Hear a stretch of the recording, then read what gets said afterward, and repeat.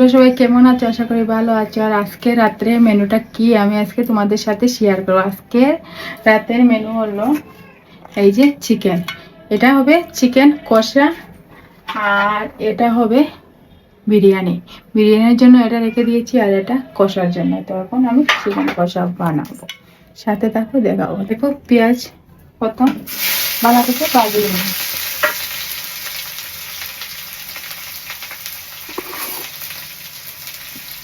পেঁয়াজ ভালো করে ভাজবো। পেঁয়াজ ভাজবো,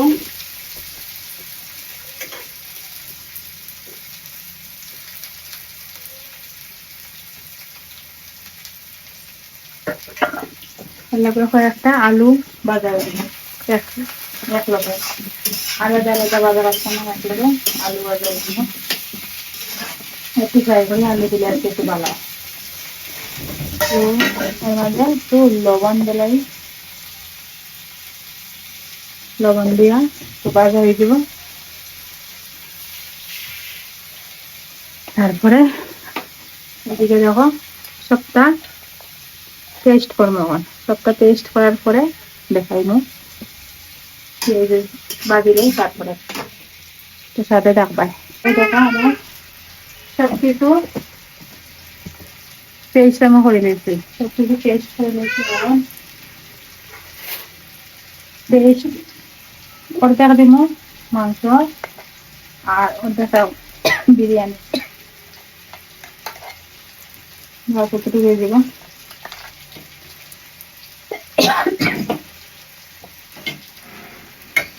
আর একটু দই,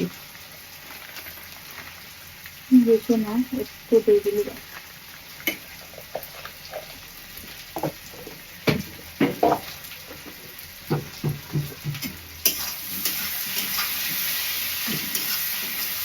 কিরকম রান্না করো কমেন্ট করিও, সেই কিরকম রান্না করো মাংস।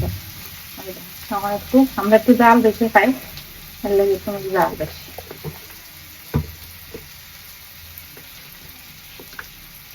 হলুদের গুঁড়া সমান সবটা মশলা দিলাম, দিয়ে একটু সময় রাখবো মাখিয়ে দিব। জিরা গুঁড়ো,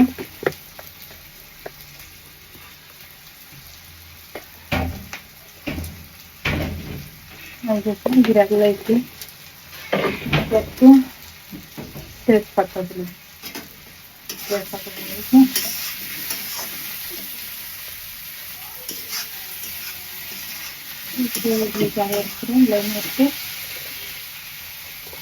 গরম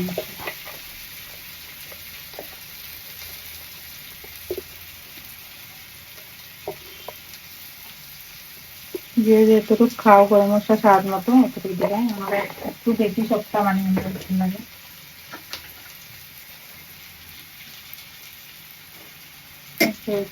লবণ স্বাদ মতো লবণটা লাগে।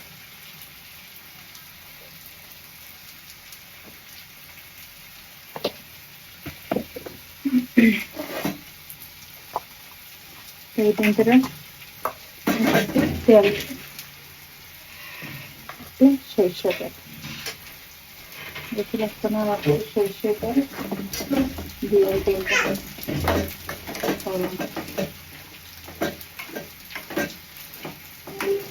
গরম বেলাতে কিন্তু ওই তেলটারে মাখিয়ে দিয়েছি। একটু সময় দেখার পরে কি আমি একটু 5 মিনিট কতটা টমেটো দিলাই, টমেটো দিলাই মানে মাংসটা খুব স্বাদ টেস্ট হবে। আমার টমেটো দিয়েছি 2 মিনিটের মতো জুড়িয়ে দিলে টমেটো দিলাইছি। টমেটো দেওয়ার শেষে একটু ঢাকতে হবে, 2 মিনিট ঢাকতে দেওয়ার পরে এখন দেখো ফাইনালি মাংস আমার হয়ে গেছে। এর মধ্যে একটু ধনিয়া পাতা দেব, ধনিয়া পাতা দিয়া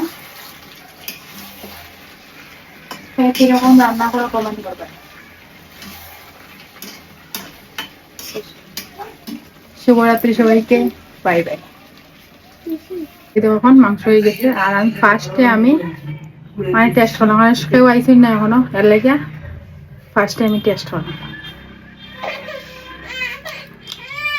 খুব টেস্ট হয়েছে, সুপার।